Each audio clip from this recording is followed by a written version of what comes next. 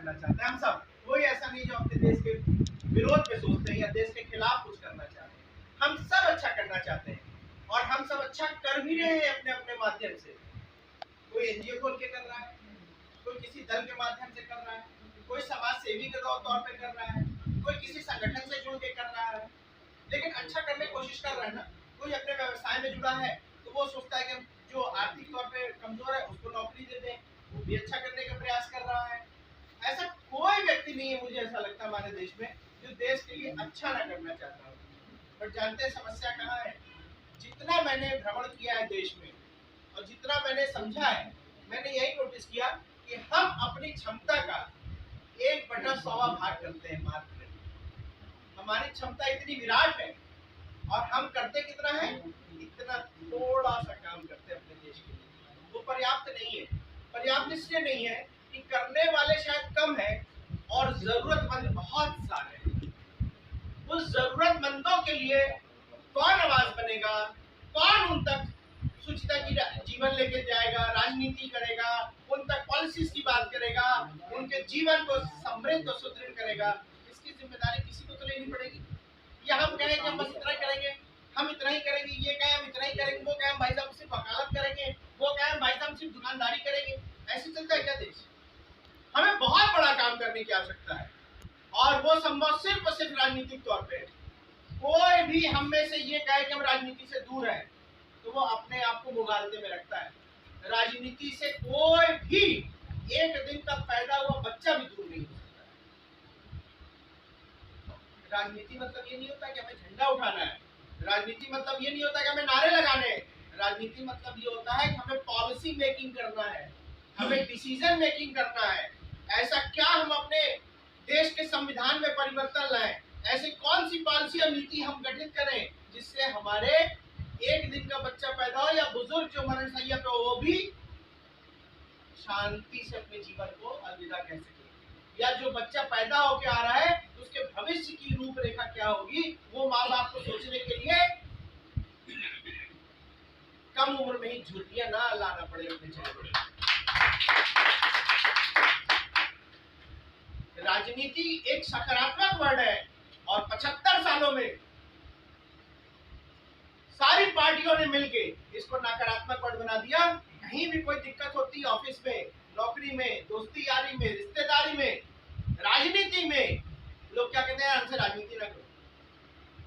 यानी राजनीति को एक नेगेटिव वर्ड बना दिया गया है। राजनीति एक नेगेटिव वर्ड नहीं है, राजनीति बहुत बड़ा सकारात्मक शब्द है जिसका हम अगर उपयोग करें तो देश हित में है और दुरुपयोग करें तो देश को तोड़ने के लिए। आप मुझे कोई भी एक आदमी बताइए कि मौजूदा जो राजनीति है क्या वो देश को बना रही है या देश को तोड़ रही है आपके बीच में कोई जिस विषय में कुछ भी बात रख पाएगा?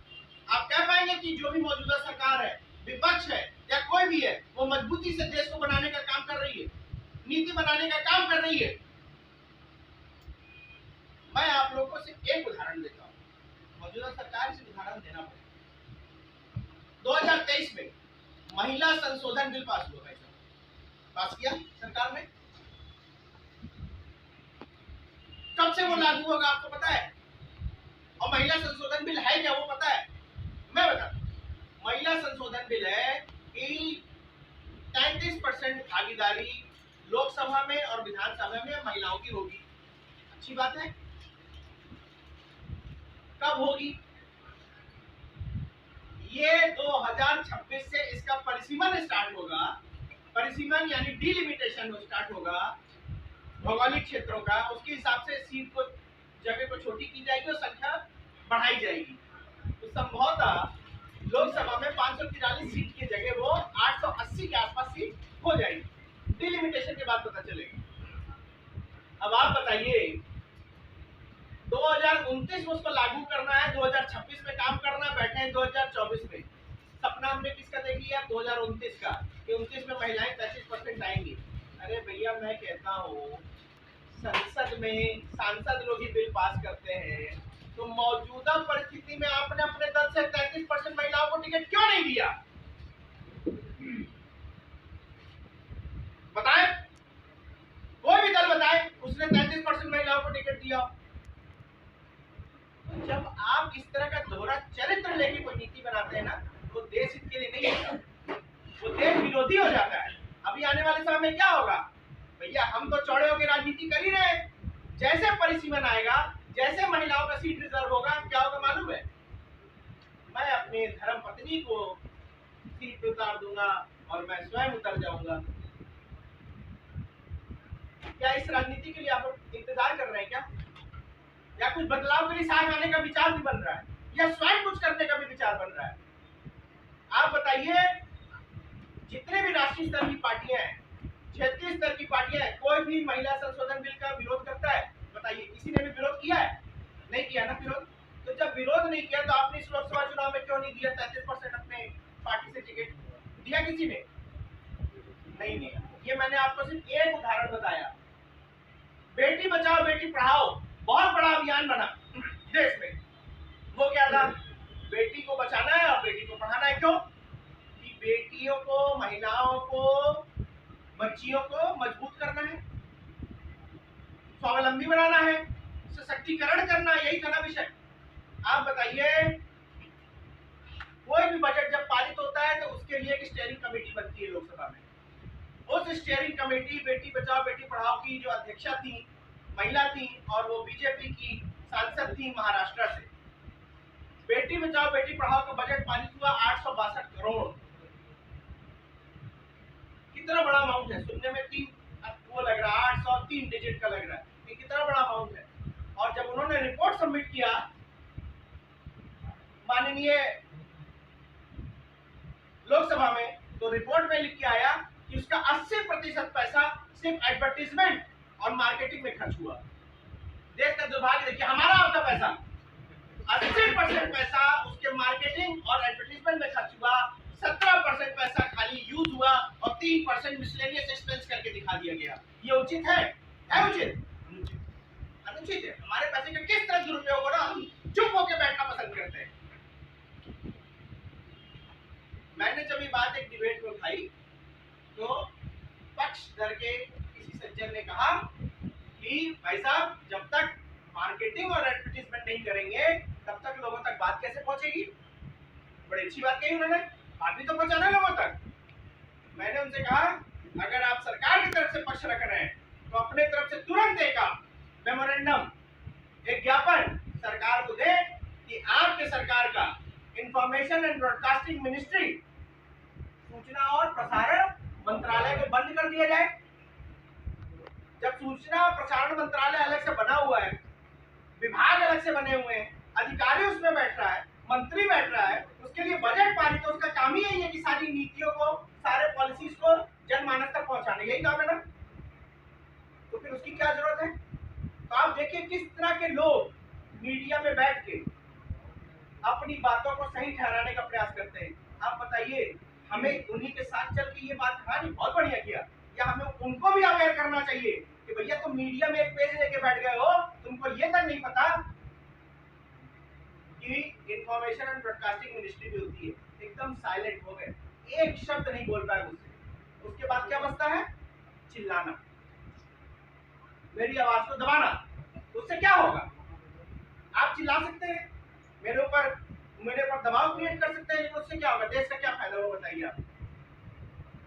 अब सबसे बड़ी बात मैं आप लोग को बोल रहा हूँ, देश की राजनीति में आप एक दल का नाम बताएं, एक दल जो मध्यम वर्गीय परिवार की बात करता हो, एक दल बताइए, एक जो ये खुल के कहे कि हम मध्यम वर्गीय परिवार के लिए राजनीति कर रहे हैं। आज हमारा कौन है? आप में से कोई भी बताए। जय हिंद नेशनल पार्टी सबको साथ में लेके चलेगी, लेकिन वह वर्ग जो देश के राजस्व में 30% कंट्रीब्यूट करता है, कितना? 30%। मैं जो भी आंकड़ा बोलूं उसको आप लोग जरूर चेक करिएगा। वह वर्ग जो देश के राजस्व को 30% देता है, हिस्सेदारी देता है, उसका सुनने वाला, पूछने वाला कोई नहीं है। कल को एक मध्यम वर्गीय परिवार अगर प्राइवेट नौकरी कर रहा है और खुदा न खास्ता उसको कुछ दुर्घटनावश कुछ हो जाता है कि वो काम करने योग्य ना रह पाए या दुर्भाग्यवश वो जीवन में से हार मान जाए, तो उसके परिवार का सुनने वाला, बोलने वाला, मदद करने वाला कौन है बताइए?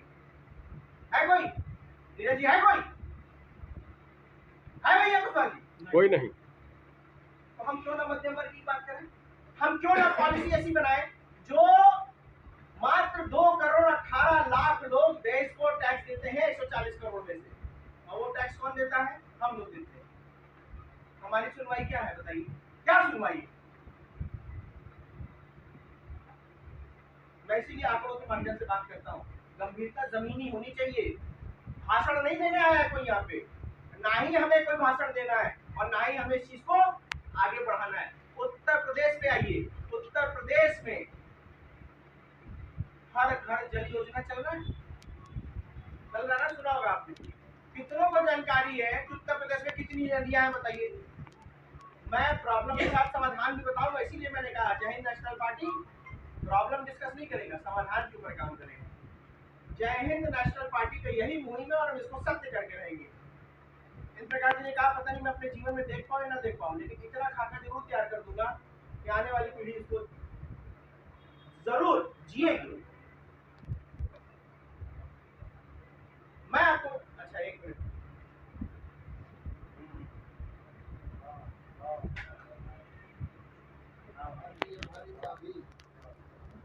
उत्तर प्रदेश में 55 नदियां हैं छोटी बड़ी मिला के, जलाशय बाकी छोड़ दीजिए, पोखरे, तालाब ये सब छोड़ दीजिए, कुएं सब छोड़ दीजिए, 55 नदियां हैं छोटी बड़ी मिला के। और आपको पता है मात्र 17% घरों में जल का पानी जाता है, नल से पानी जाता है घर में, मात्र 17%। यानी आज भी 83% ऐसे लोग हैं हमारे उत्तर प्रदेश में जो कि पोखरे, तालाब, कुएं इन पे निर्भर करते हैं और इन पानियों को दूषित पानी माना जाता है आज की डेट में। ये सरकार की जिम्मेदारी बनती है कि हर घर में साफ सुथरा पानी पहुंचे। प्रॉब्लम क्या है मालूम है? समस्या क्या है? हमारे प्रदेश का, हमारे देश में इंसान के जीवन की कोई वैल्यू नहीं, और वो वैल्यू क्यों नहीं है मालूम है? क्योंकि हम अपनी वैल्यू खुद नहीं करते।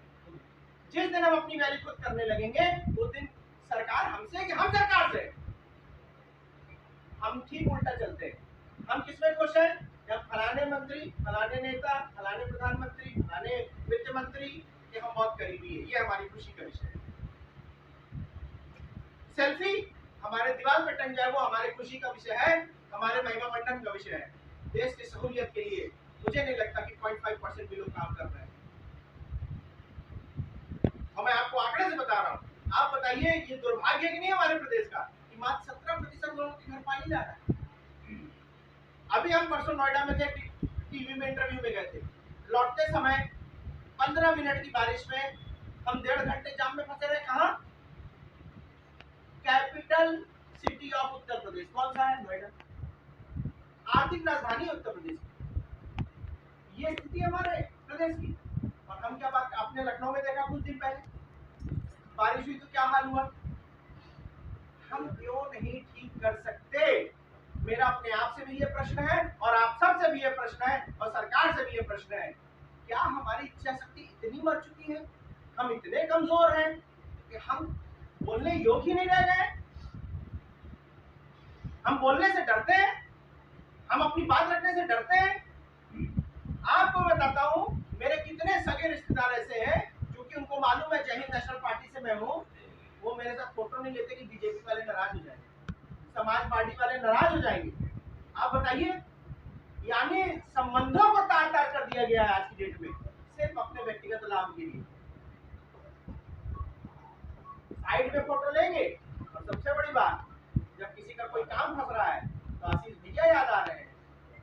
और जब आशीष भैया कहते हैं कितना वोट दिलवाए हो वहां पे, भैया 1100 वोट दिलवाए, बोले अपने विधायक जी से बोलो, महाराजगंज की बात बता रहा हूँ, अपने कायज बिरादरी की बात बता रहा हूँ, सनी श्रीवास्तव की। लेकिन उनको जब काम फंसा प्रशासन से तो कौन याद आया? आशीष भैया। क्यों? क्योंकि आशीष भैया काम करते हैं, उनको एक विश्वास है। इसमें 2 पहलू है, एक तो मुझे खुशी है कि एक मैं विश्वास लोगों के बीच में जनमानस में पहुंचा पाया, और दुख इस बात का है कि आप जानते हुए भी क्या व्यक्ति आपके इस आप किसी भी काम करेंगे फिर भी आप एक सेल्फी, एक फोटो, एक दिखावे वाली पावर की वजह से उसको आप चुन के लाते हो, जो आपका तो नुकसान करता ही है, बाकी पूरे समाज का भी नुकसान करता है। आप चाहे नेशनल पार्टी को वोट मत दीजिएगा, लेकिन अपने वोट की कीमत तो करिएगा।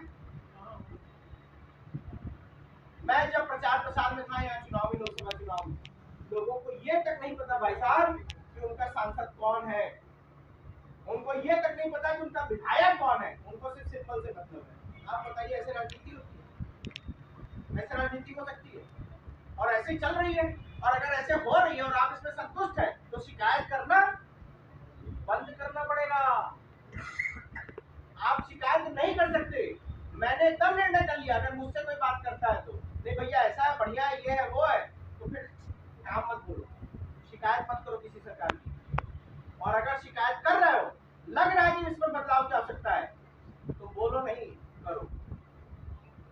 बैठो नहीं, उठो, खड़े मत रहो, चलो। अन्यथा एक दिन सबको जाना है, जब जाना था तब जाते, जिंदा रहते हुए क्यों मरना सर। हमें बहुत काम करने की आवश्यकता है। मैंने आपको सिर्फ 4-5 आंकड़े बताए हैं। मैंने जैसा आपको डॉक्टर साहब ने बताया था, मैं राजनीति में आने के पहले मैंने सारे बिंदुओं पे बहुत गहन अध्ययन किया है, चाहे वो शिक्षा व्यवस्था हो, स्वास्थ्य व्यवस्था हो, एक्सटर्नल अफेयर मिनिस्ट्री हो, रूरल एंड अर्बन डेवलपमेंट हो, स्मार्ट विलेजेस हो, गांव, इकोनॉमी ऑफ द सिस्टम हो, बजटिंग हो, मैंने सब पे काम किया, पढ़ाई की है, और तभी मैं मजबूती से बोल पाता हूँ। और पढ़ने के बाद मैं इस निष्कर्ष पे निकला कि हमारा परिवार हो, हमारा व्यवसाय हो, हमारी कोई भी उद्यम हो, हमारा जीवन हो, सरकार हो, सिर्फ 2 चीज से चलती है। पहली चीज है पैसा, पैसा चाहिए घर चलाने के लिए। दूसरा चीज होता है रिसोर्सेज। रिसोर्सेज में 2 पार्ट आते हैं भैया, एक आता है इंफ्रास्ट्रक्चर और दूसरा आता है ह्यूमन रिसोर्स। इंफ्रास्ट्रक्चर मतलब क्या कि अगर ये टेबल नहीं होता तो शायद हम मोबाइल इस पे नहीं रख सकते, तो ये एक रिसोर्स का पार्ट इंफ्रास्ट्रक्चर। लेकिन अगर आप सब नहीं बैठे होते तो हम लोग संवाद किससे कर रहे होते, तो हमें ह्यूमन रिसोर्स इतना इंपॉर्टेंट रोल अदा करता है। इसलिए हमारे देश में अगर आप देखें, आप सब इस बात से सहमत होंगे कि हमारे देश में पैसे की कमी नहीं है। अदरवाइज कहीं 200 करोड़ मिल रहा है, कहीं 300 करोड़ मिल रहा है, कहीं 50 करोड़ मिल रहा है, तो पैसा तो है ना हमारे पास, लेकिन एक जगह केंद्रित हो गया है। तो पैसे की कमी नहीं है। इंफ्रास्ट्रक्चर की कमी हमारे देश में है क्या? आपको लगता है कोई कमी हमारे देश में नहीं है? हमारे देश में अच्छे लोगों की कमी है क्या? ह्यूमन रिसोर्स की नहीं है। अगर कमी होती, विश्व में परचम लहराना हमारा देश का नौजवान, देश की महिलाएं, बड़ा नाम है पूरे विश्व में हमारे देश के लोगों का। वो कैसे हुआ? क्योंकि हमारे पास बौद्धिक क्षमता है। लेकिन जो दुर्भाग्य की बात है वो ये है कि हम इस बौद्धिक क्षमता को अपने देश में नहीं रोक पा रहे। यानी मिसमैनेजमेंट क्या है? मिसमैनेजमेंट ये है कि जो काबिल है, शायद वो जो उम्मीद लगा रहे कि हम इतना पढ़े लिखे, ये काम मुझे उस हिसाब का रोजगार मिले या काम मिले या सम्मान मिले, उसको नहीं मिलता, वो बाहर जा रहा है। जय हिंद नेशनल पार्टी इस पर भी काम करेगी। नीति आयोग का एक काम रह गया आज की डेट में, वो क्या? सबसे बजट ले लेना सारे विभागों से। कोई किसी को फैक्ट्री खोलना है, किसी को स्कूल खोलना है, किसी को विश्वविद्यालय खोलना है, किसी को बीएड कॉलेज खोलना है, सब जगह का अप्रूवल मिल जाता है। मंत्री जी, नेताजी, महापौर जी जाके फीता काट देते हैं। लेकिन नीति आयोग कभी ये नहीं कहता कि फीता तो काट के आ गए, नौकरी कब दोगे? अगर उस इंस्टीट्यूट से 1000 बच्चे पास हो रहे हैं तो तीसरे वर्ष से लेकर चौथे वर्ष, 5वें वर्ष, 6ठे वर्ष में उनका भविष्य क्या है? क्या रोजगार है उनके लिए? जय हिंद नेशनल पार्टी को मजबूत होना है ताकि हमारे आवाज में दम आए, हम वहां तक पहुंचे, और जो हम काम करना चाहते हैं वो आपके सामने हम रख रहे हैं। हम काम करना चाहते हैं EEM मॉडल पे। EEM मॉडल, डबल ई क्या है? Education, employment, matrix. अगर हम एजुकेशन दे रहे हैं, हमारा ही फर्ज है कि उनको एम्प्लॉयमेंट देना है। काबिल है, तब जाके ये मैट्रिक्स फिट बैठेगा और लोगों की जीवन समृद्ध और सुदृढ़ होगी। अन्यथा कहते रहे हम इंजीनियर हैं, कहते रहे हम बीएड है, एमबीए हैं, आज क्या देश का हाल है आप सबको पता है। आप सबको पता है कितने बेरोजगार घूम रहे हैं, आप सबको पता है इस समय देश किस चैलेंजेस से, विषयों से गुजर रहा है। हम सबको मेहनत करनी पड़ेगी, ईमानदार होना पड़ेगा और सबसे बड़ी बात राजनीतिक स्पष्टता लानी पड़ेगी। जब तक आप लोग कह सकते हैं ना, मैं बोल सकता था सिर्फ स्पष्टता, मैंने राजनीतिक वर्ड क्यों जोड़ा, कुछ भी संभव नहीं है बगैर, ये मेरा अपना चाहे छोटा अनुभव कह लें, चाहे मैं इतना गुस्सा हुआ हूँ वो अनुभव कह लें, लोगों को देख के जो मैं देख रहा हूँ सीख रहा हूँ वो कह लें। मैं मंत्री जी क्या जाता हूँ, अक्सर मुझे बुलाते हैं, ये लखनऊ में मॉल अरबी में रहते हैं, मैं तो देख के डर रह जाता हूँ कि ऐसा इनमें क्या खास बात है कि इनको टावर पे जो है सिक्योरिटी लगा हुआ, क्या जाति धर्म जाति विशेष के इसलिए या उनके अंदर हुनर है इसलिए, क्या है ऐसा? और सबसे बात किसके दम पे इनको ये सारी सुरक्षा मिल रही है, किसके दम पे इनको 5 एकड़ का ये प्रॉपर्टी मिल रहा है, किसके दम पे? आप क्यों नहीं जा सकते हैं, हम क्यों नहीं जा सकते हैं? आप सोचिए, मैं तो आपको जमीनी बातें जोड़ने के साथ साथ मैं आपको मूलभूत ये भी बिंदु बताना चाहता हूँ कि हमारे देश का जो सबसे मजबूत चीज है उसको भी खतरे में डाल दिया है। हम कुछ करना ही नहीं चाह रहे, हम कुछ देना ही नहीं चाह रहे, हम आगे बढ़ना ही नहीं चाह रहे, बस एक चीज चाह रहे हैं कि हमारे पास सब चीज बड़ी आसानी से, आजकल डिजिटल दुनिया का जमाना है, सब चीज मोबाइल पे मिल जाए, कैसे संभव? इसलिए मैं आप सभी से निवेदन करूंगा कि जय हिंद नेशनल पार्टी की सहायता में आपको अच्छा लगे तो हमारे साथ आइए और मजबूती से काम करिए। देश को बहुत आवश्यकता है, बहुत आवश्यकता है। माँ बाप के आशीर्वाद से, ऊपर वाले के आशीर्वाद से, हमारे अच्छे संस्कारों की वजह से ऊपर वाले ने हम सबों को बहुत अच्छे से नवाजा है, बहुत दिया है समाज ने हमको। हमारा भी एक समय ऐसा आना चाहिए कि हमको भी समाज को देना है। अगर ये विचारधारा आपके अंदर हृदय में उत्पन्न होती है, उस दिन हम अपने देश के लिए कुछ कर पाएंगे। अन्यथा मैं इन्हीं शब्दों के साथ विराम दूंगा। बहुत बहुत शुक्रिया, बहुत बहुत धन्यवाद। छोटा सा काम जो मैं करता हूँ अंत में, मैं चाहूंगा आप सब मेरा सहयोग करें उसमें। भारत माता की जय, भारत माता की जय, भारत माता की जय, भारत माता की जय, भारत माता की जय। बहुत बहुत शुक्रिया, बहुत बहुत शुक्रिया। जय। डॉक्टर आशीष श्रीवास्तव जिंदाबाद, डॉक्टर आशीष श्रीवास्तव जिंदाबाद, जिंदाबाद, जय हिंद नेशनल पार्टी जिंदाबाद, जिंदाबाद, जय हिंद नेशनल पार्टी जिंदाबाद, जिंदाबाद। बैठिए आप लोग सब। बहुत बहुत धन्यवाद अध्यक्ष जी।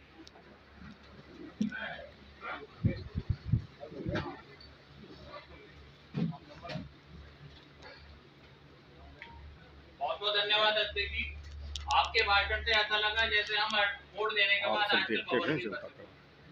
और ये भंवर का निकालने का काम हमारे राष्ट्रीय अध्यक्ष जी बहुत भी कर पाएंगे। लिहाजा आप लोगों से अनुरोध है कि जय हिंद नेशनल पार्टी और डॉक्टर आशीष श्रीवास्तव के हाथ मजबूत कीजिए। आने वाला समय 2027 में इस बार मुख्यमंत्री हमारा होगा। बोलिए जय हिंद नेशनल पार्टी।